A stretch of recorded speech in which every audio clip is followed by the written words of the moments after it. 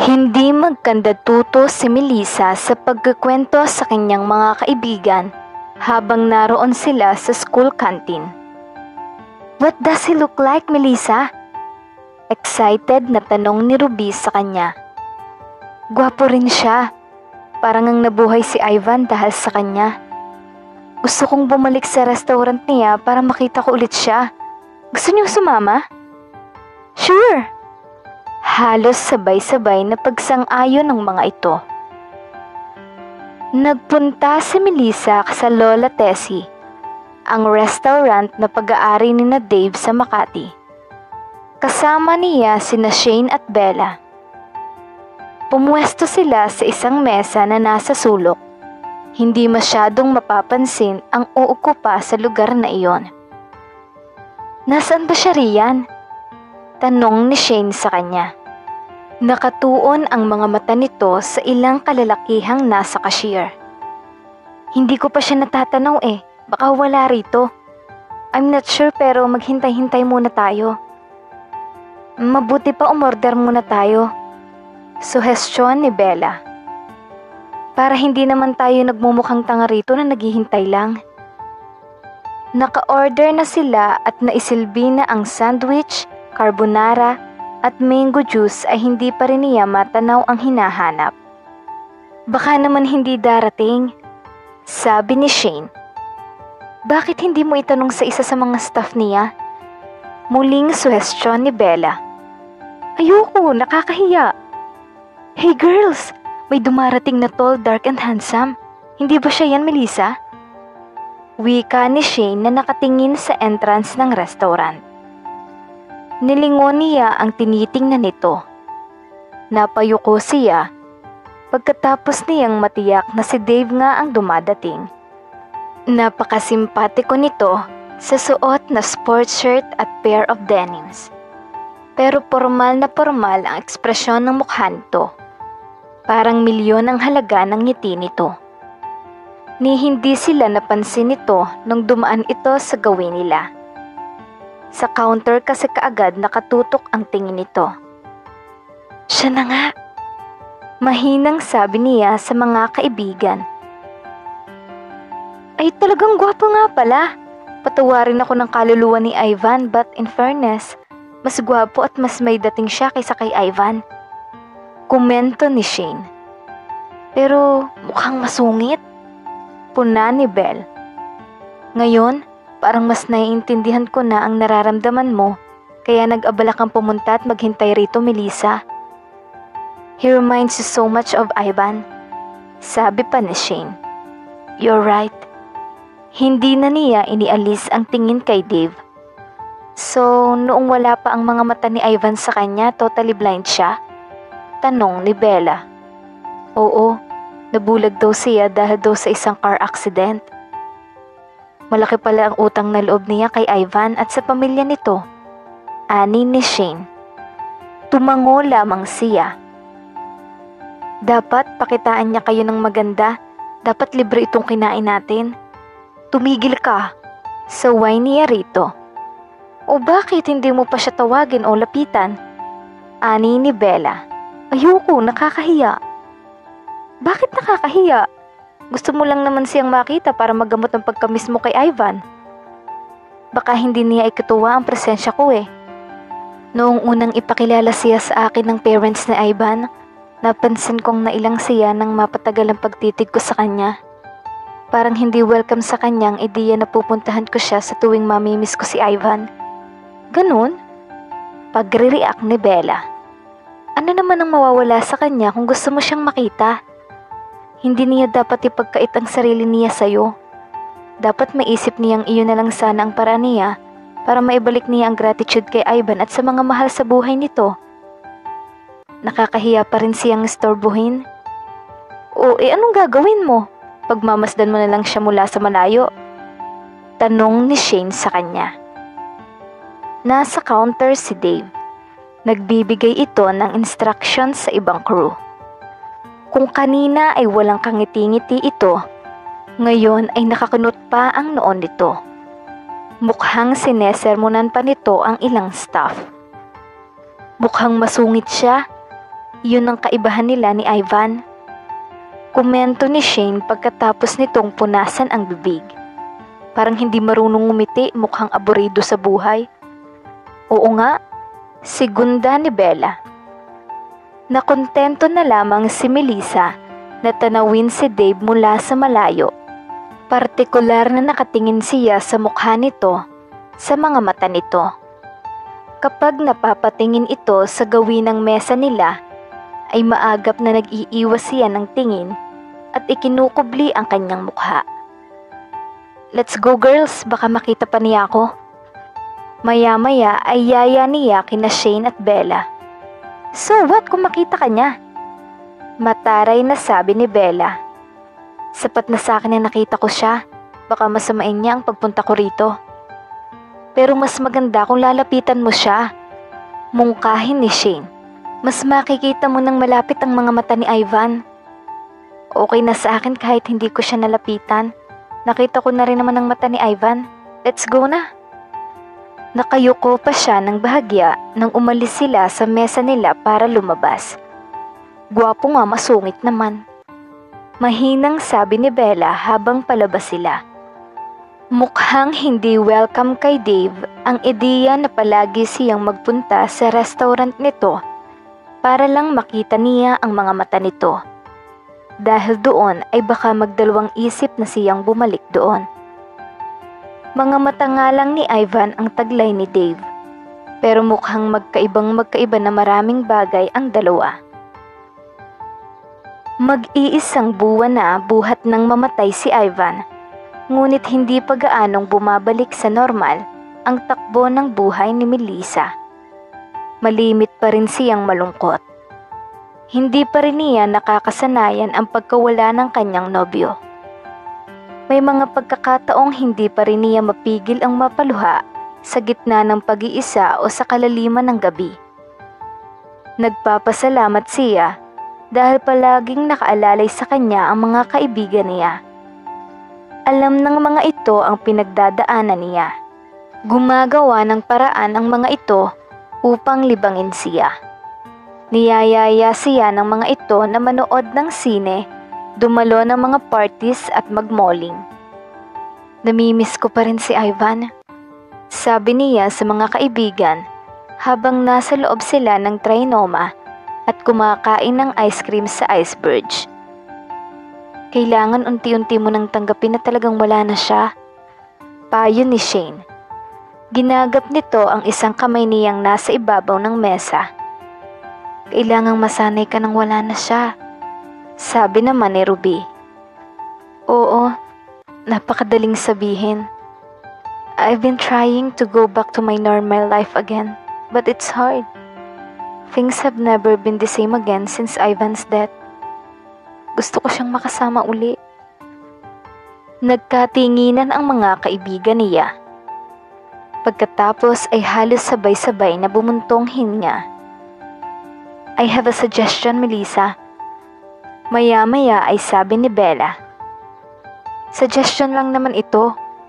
Para sa akin, bahala ka kung ite-take into consideration mo ito. Bakit hindi mo nalang puntahan ng madalas si Dave para kahit paanay mabawasan ang pangungulila mo sa kanya? Ayokong istorbihin si Dave, baka masamain niya eh. Pero iyon lang ang paraan para magamot ang pangungulila mo kay Ivan. Oo nga, pagsang-ayon ni Ruby. Diba sabi mo nga noong una mo siyang makita, parang si Ivan ang nakikita mo sa katauhan niya. Para kamong nabuhay si Ivan. Parang hindi lang ang mga mata ni Ivan ang napunta sa kanya, kundi pati kaluluwa. Dagdag pa ni Bella. Pero delikado rin yun eh, sabi ni Shane. Habang nakikita ni Melissa si Dave, baka lalo siyang mabuhay sa paniniwalang buhay pa si Ivan. Kaya nga hindi na ako bumalik sa restaurant niya, baka kasi masanay lang ako na inoistorbo si Dave. Wika niya. Hindi naman siguro masamang makita mo siya para mabawasan man lang ang pangungulila mo kay Ivan. Hirit pa ni Bella. Oo nga naman. Muling pagsang-ayon ni Ruby. Maiintindihan ka naman siguro ni Dave. Kahit medyo atubili si Melissa na bumalik sa Lola Tessie, ay sinunod pa rin niya ang payo ng mga kaibigan niya. Kasama si Bella ay muli siyang pumunta roon. "There he is!" Mahinang sabi nito sa kanya habang naghihintay sila ng kanilang in-order. "Huwag mo siyang ituro." Saway niya rito nang ituro nito ang parating na si Dave. "Baka mapansin ka."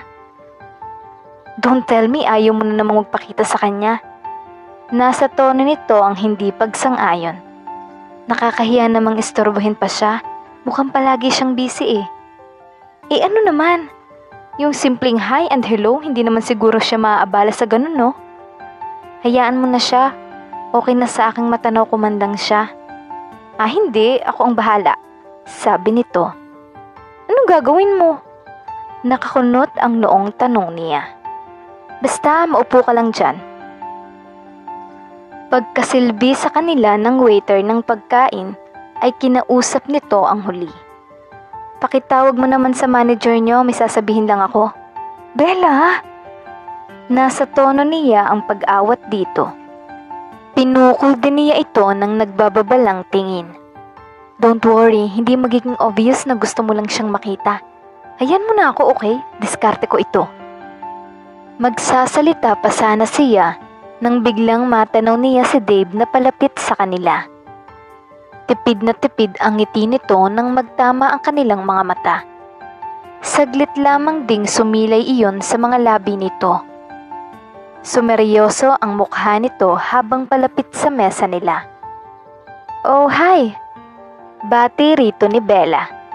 Tumayo pa ang kaibigan niya at inilihad nito ang kamay kay Dave. "I'm Bella. I'm sure you remember my friend, Melissa." Yeah, salamat naman at binisita niyo ang restaurant ko." Mula kay Bella ay inilipat ni Dave ang tingin sa kanya. Tumango at ngumiti siya ng bahagya. "Hi Dave." "Hi."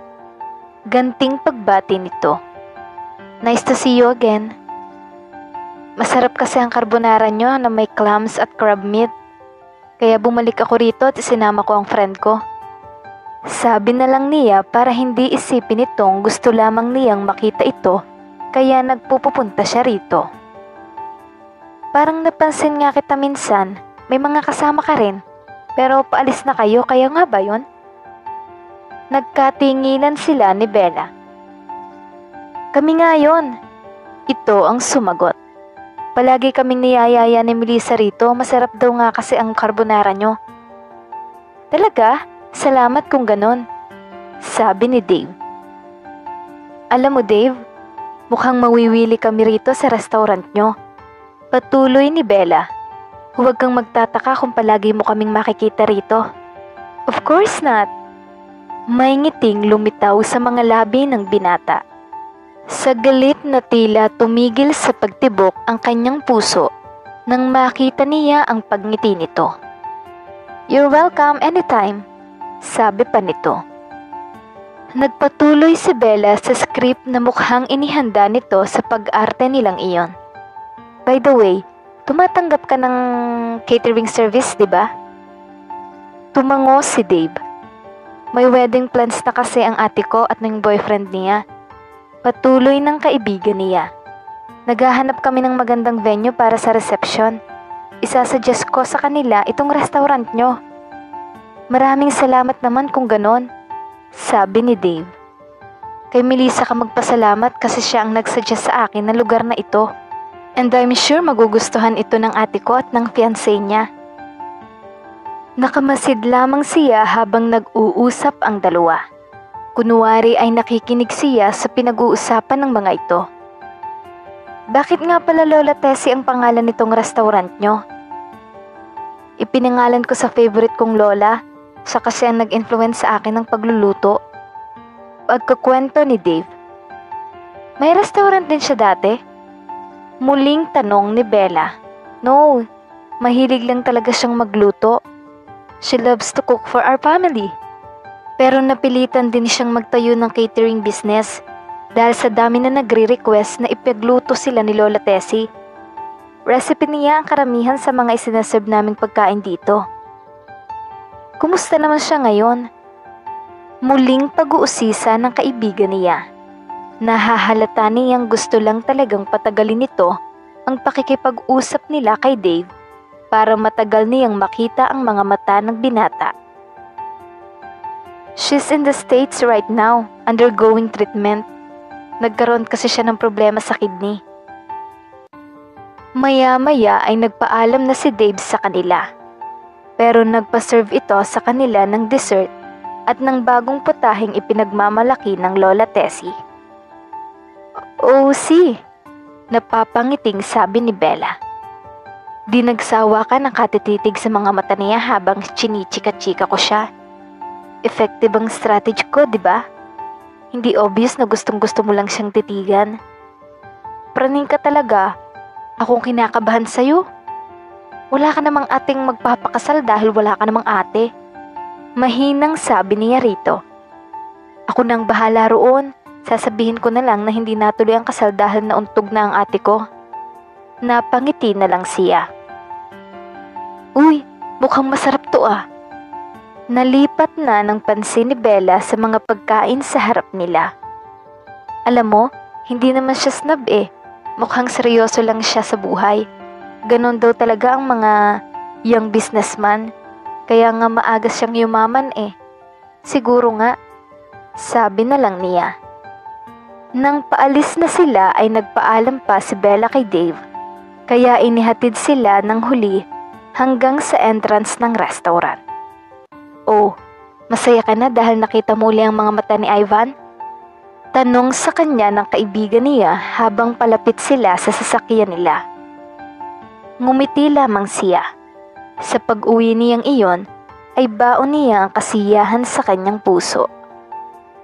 Nang minsang mag-shopping si Melissa, kasama ang isang pinsan niya ng mga kakailanganin niya para sa kanyang nalalapit na debut celebration, ay napadaan sila sa Lola Tessie. Niyaya niya itong huminto muna sila roon para kumain. Iginala niya ang paningin sa paligid pero hindi niya natanaw si Dave. Marahil ay wala rito roon o masyadong abala sa loob ng pribadong opisina nito. Nagmamadali si Dave habang papasok sa Lola Tessie. Mamayang gabi kasi ay may nakaschedule na dinner meeting doon ang isang grupo ng mga businessman. Galing siya sa pagpapacheck up ng kanyang mga mata ng araw na iyon. Matagal-tagal na siya sa loob ng restaurant nang mapansin niya sa isang mesa ang isang pamilyar na figura ng babae. Siya nga, ang childhood sweetheart ni Ivan. Sabi niya sa isip nang mamukhaan niya si Melissa. Itinanong niya sa isang staff niya kung kanina pa ito roon at ang babaeng kasama nito. Yes sir, kanina pa po sila. Sagot ng tinanong niya. Malamang na ako na naman ang sinadya niya rito. Namimiss na naman siguro niya si Ivan kaya gusto niyang makita uli ang mga mata ng boyfriend niya na taglay ko. Sa tuwing mamimiss ba niya ang boyfriend niya, pupunta siya rito para makita ako. Hindi niya alam kung ikakatuwa o ikaiinis niya ang ideyang iyon. Sa kabilang banda, naaawa siya kay Melissa. Pero ayaw niyang gamitin siya ng kahit sino para sa pansariling satisfaction nito. Hindi ako si Ivan. Isa pa, ayoko munang mapalapit sa kahit kaninong babae. Pagkatapos ng isang matinding pagkabigo sa pag-ibig, pakiwari niya ay nadala na ang kanyang puso. Isip-isip ni Dave habang nakatingin sa gawin ni na Melissa.